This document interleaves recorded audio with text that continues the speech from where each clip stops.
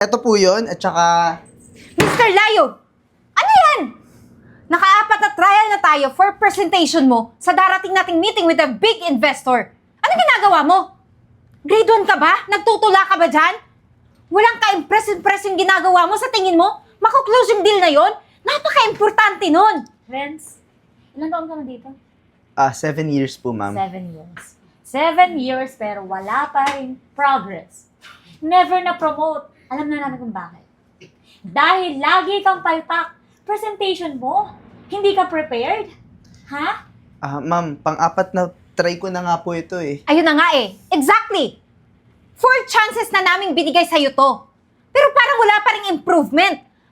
Ano? Ano mapapatunayan mo sa amin ngayon? Ma'am, ginawa ko naman yung mga revision na sinabi nyo. I think, Yung sa marketing na presentation at saka yung sa finance, inayos ko naman po eh. Feeling ko ang motto nito is try and try until you, hindi until you succeed eh. Try and try until you die. Yun ba yun? Ha? I think, hahanap na lang kami ng ibang magpre-present. Siguro, mas matino pa yun, may potential. Di katulad mo. Ma'am, bukas na po yung presentation, kaya nga po inaayos ko ngayon eh. Yun na nga eh, bukas na. Kaya tignan mo kami, di ba? Hindi na kami magkandaw-gaga kasi importante sa amin yung presentation na yun. Hindi mo alam kung gaano kalaking deal ang dapat nating i-close. Hindi mo alam. Wala ka sa posisyon namin. Ang alam mo lang, ayan, gumawa ng puro kapalpakan. Ano? Anong sasabihin mo sa amin ngayon? Bukas na nga, di ba? I know, bukas na. Kailangan gawin mo yan na maayos or else, ikaw yung matatanggal dito sa company. Ma'am, ginawa ko naman lahat ng revision eh. Bakit? Wala akong nakikitang ginagawa mong tama dyan. Wala kang effort. Mas maigi pa yung kapatid mong security guard kasi ginagampanan yung trabaho niya. Ikaw, ang sarap ng buhay mo dito, pero wala kang napatunayan sa amin. Ma'am, masyado naman yatang below the belt na yung mga sinasabi nyo. Eh, hindi nyo pa nga na-check na maayos tong presentation ko eh. Yun nga yung mga revisions na sabi namin, gawin mo, ayusin mo, hanggang ngayon, ayun pa rin. Ha? Di ba sinabi namin ang best namin yung sasabihin sa'yo pa? Ulit na lang tayo rin. Ang sabi namin, i-revise mo yan. Bakit yung pinipilit mo pa rin yung gusto mo? Ang pinipilit namin, gusto ng client. Kung anong gusto ng client. Ano hindi? Ang tigas ng ulo mo. Alam mo, kahit siguro trabaho ng security guard, hindi mo kayang gampanan. Now, I want you to revise that shit at i-present mo sa akin bukas bago yung meeting. Understood? Or else, we'll kick you out to this company. Okay po, Miss Aryan. Okay po, Miss Eden. Ang gagawin ko po. Ano pang hinihintay mo? Chop, chop!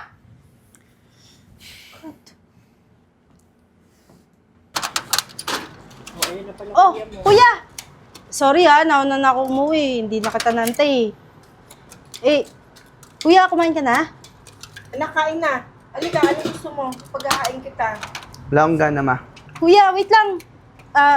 Narinig ko kasi kanina sa opisina, pinapagalitan ka ng boss mo eh.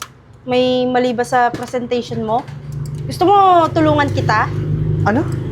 Tulungan Narinig mo? Opo. Narinig mo na pinapagalitan ako? Tapos, anong gusto mo? Tulungan mo ako? Bakit? Anong alam mo, Yvette? Ha? Anong alam mo? Anong alam mo sa trabaho ko? Parang mas magaling ka pa sa akin, ha? Friends, bakit naman iba yung timbre ng boses mo? Parang gusto lang ng kapatid mo na... Niyayabangan ako nito, May! Kala mo kung sino ka, napagalitan ako, ano ngayon? Ano ngayon kung napagalitan ako? Sorry, kuya. Alam mo, buisit ka, ha? Wala ka sa lugar para magsalita ng ganyan. Alam mo kung bakit ako bad trip ngayon? Oo, napagalitan ako kasi tingin ko sa sarili ko, hindi ako magaling. Tapos ngayon, gusto mo tulungan mo ako? Friends, hindi naman siguro ganun ang ibig sabihin ni Ibet. Anong alam mo? Eh, security guard ka lang naman. Buti nga napasok pa kita sa kumpanya namin, eh. O, bakit ma? Totoo naman, di ba? Parang ang gusto niya lang, tulungan ka, wala siyang ibig sabihin. Ma, anong tutulong yan? Bakit? Ano ba kataba yung utak mo para sa trabaho ko? Tingin mo kaya mo gumawa ng PowerPoint? Ng presentation? Eh, may alam naman ako, kuya eh. Gusto lang talaga kitang tulungan. Pero okay lang kung ayaw mo. Yan kasi yung hirap sa inyo, May. Yan yung hirap sa inyong dalawa. Alam niyo ba na pagod na ako sa trabaho ko? Inisip ko yung presentation na to na paulit-ulit kong ginagawa, hindi ko makuha. Oh, sige, sabihin mo ako na pinagalitan ako? Ha? Pinagalitan ako dahil sa presentation na yan? Tutulungan mo ako, wala ka naman talagang alam. Tapos ma, itong karinderya natin, ito, isa pa to. Hindi na kumikita, di ba? O, ako na lang din yung magsasalban nito. Ayaw mo pa kasi ipasara.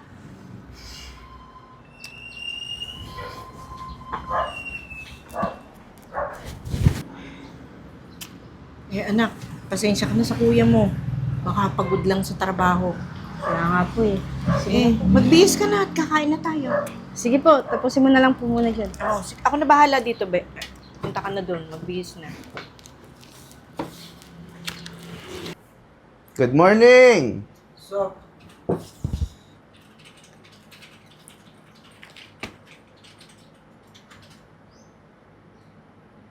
May napansin ka bang naglagay ng folder dito?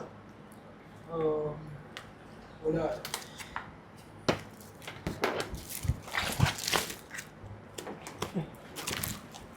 Kuya, good morning. Umaga akong pumasok dito kasi hinatid ko yan. Tignan mo nga, baka okay yung presentation. Ikaw? Opo, kuya. Ikaw gumawa nitong presentation na to? Opo. Gusto ko lang naman makatulong eh. Anong makatulong, Yvette? Nagmamagaling ka ba? Ha? Pinasok nga lang kitang security guard dito sa kumpanya ko. Tapos, gusto mo makatulong sa presentation ko? Nagamit mo ba yung kokote mo? Ha? Kaya ako pumasok ngayong umaga kasi gagawin ko yung mga revision. Hindi ko kailangan ng tulong mo! Sorry na, kuya. Konting tulong lang naman eh. Anong konting tulong? Wala nga tong kwenta eh, ha? Wala tong kwenta, wala to sa presentation na ginagawa ko. At saka paano ka pa natuto, ha? Kailan ka pa natuto pala? Kuya, ikaw yung idol ko, di ba? Idol mo mukha mo, Yvette. Kaya nga security guard ka lang eh. Hanggang dyan ka na lang. Sorry. Oh, ito, yung presentation mo, itapon mo, sunugin mo. Sorry, Friends, ano to? Ang ingay-ingay ang aga-aga pa. Good morning, Miss Eden. Oh, Ito kasing kapatid kong security guard nagmamagaling gumawa ng presentation. presentation? Opo, actually, this morning, inagahan ko po talaga para yung mga revision na sinabi niyo sa akin, gagawin ko po siya. Mhm. Umalis ka na! Wait lang. Pa-check ka nun sa'yo. Hindi ko pa siya nagagawa eh. Hindi, pa-check mo. Kasi alam ko naman yung takbo nitong presentation mo eh. Paulit-ulit lang, di ba? See? Patingin sa'yo. Ma'am. Huwag ka na mahiya.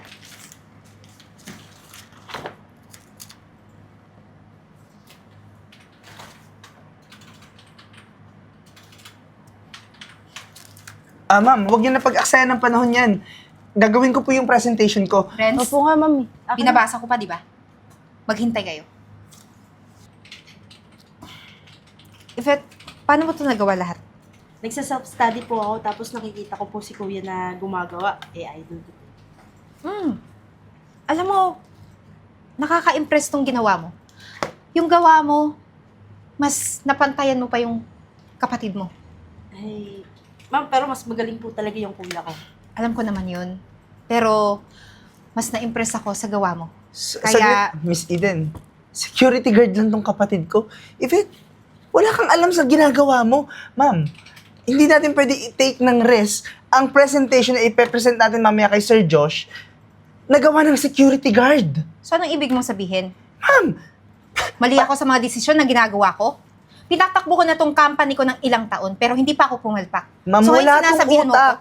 I'm saying, wala siyang utak para gumawa ng ganyan. Hindi siya magaling. Ako ang magaling. Kahit sabihin na natin walang utak yung kapatid mo, ikaw yung mas walang utak. Tingnan mo, nakailang beses na akong nagbigay sa'yo ng chance na i-revise mo yung gawa mo, pero wala pa rin nagagawa, di ba? Wala ka pa rin napapakita sa akin na bago. Paulit-ulit lang. Kaya yung ibang nating investor, umatras na ng dahil sa'yo. Ngayon, ano masama kung itry ko tong presentation ni Yvette? Wala naman siguro mawawala, di ba? Kaya ngayon, sa inuugali mo, pwede na kitang tanggalin. Ma'am Eden, Mas maigi pa tong kapatid mo. Bukod sa mabait, may alam kahit konti, mamamanage ko pa. Pero ikaw, mas pinapantayan mo yung pagiging CEO ko. papalitan mo ako ng security guard? Wala akong pakialam. Kung ano yung narinig mo na desisyon, yun na yun. Kaya ngayon, pwede ka nang umalis. At hindi na kita kailangan sa company ko.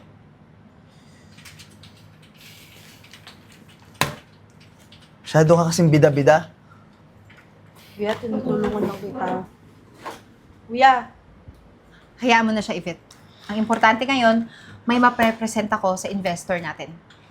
At kung kinakabahan ka na hindi mo kayang humarap sa kanya para mag-present o magsalita, akong gagawa. Sige, Pero ma'am. ipapakilala ko na ikaw lahat ang punot dulo nitong presentation na to. okay po ma'am. Maraming salamat po ma'am. Walang anuman. Congratulations, hindi ka na security guard. So, I think Mr. Kilatan, all the presentation are loud and clear, right? Color me impressed. Napakaganda ng ginawa niyong presentation, Miss Ruela, Miss Arian. And I would say 100% mag-i-invest ako sa project na to. Thank you so much po. By the way, ngayon lang ako nakakita ng gantong kagandang presentation. Sino ba sa inyo ang gumawa niyan? Ang totoo po, hindi po ako yung gumawa, kundi si Miss Yvette. Miss Yvette? Magandang araw po. Siya po, sir. Siya po yung gumawa ng presentation. I know na na-shocked kayo kasi isang Sorry, security guard. Ano ba to? Undercover boss? No, sir. Hindi po. Ang totoo po niyan inspired lang po ako mong gumawa ng presentation dahil sa kuya ko po. Okay. Kaya, aside po dyan, nagsa-self-study na rin po. Okay. Nagulat talaga ako Bali, ganito na lang siguro ang gagawin ko. Hindi ako mag-i-invest Sir? unless ipopromote nyo tong security guard na to. Of course! Yes! We can do that. Ma'am, ipopromote niyo ako? Bakit naman hindi? Mismo yung investor natin yung nag-suggest for this.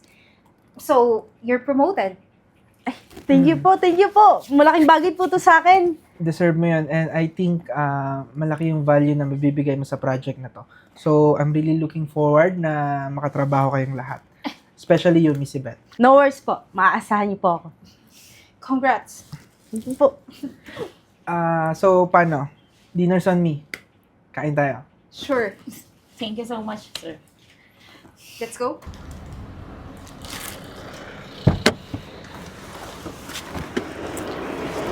Kuya? Masi, kuya? Friends, Kuya? tagal ka na namin hinahanap, friends. May kinakita ka na namin. Kuya, anong nangyari sa'yo? Bakit ka hindi na uwi ng bahay? Kuya, ano ba? May tampo ka ba sa amin? Simula nung nawalan ako ng trabaho. Simula nung pinalitan ako. Tapos ikaw yung pinalit sa akin. Tingin ko sa sarili ko, nahihiya na ako eh. Tingin ko kasi, ang liit-liit ko na. Kuya, huwag mo isipin yan. Hindi mo ba alam na kaya ako naging ganito? Kasi ikaw yung naging inspirasyon ko. Kasi ba, magkapatid tayo, kuya eh. Di ba dapat nagtutulungan tayo? Tama, anak. Wala namang kompetensya sa bagay na yun. Hindi ka ba natuwa? Dahil sa katuturo mo sa kapatid mo, eto na siya. Di ba? Kuya, di ba tinuturuan mo ko dati? Hindi ko nga alam bakit ka nagbago eh. Bakit ka naging ganyan eh? Ibet, hindi ko alam kung bakit nagbago ako, bakit naging masama yung turing ko sa inyo ni Mama. Siguro, dala ng patong-patong na stress at saka pressure sa trabaho. Pero gusto ko hingi ng sorry sa inyo. Anak, wala kang dapat ikahingi ng sorry. Basta ang mahalaga, tara na, uwi na tayo. Kuya, uwi na Lalo-lalo na tayo. sa'yo, Ibet, sorry Kahit anong mangyari, huwag kang mag-alala dahil tanggap ka namin. Tanggap kita. Ikaw yung kuya ko, idol kita eh. Anak, miss na kita. Tara na, uwi na tayo. Tara nga kuya. Gutom ka na ba? Kumain tayo.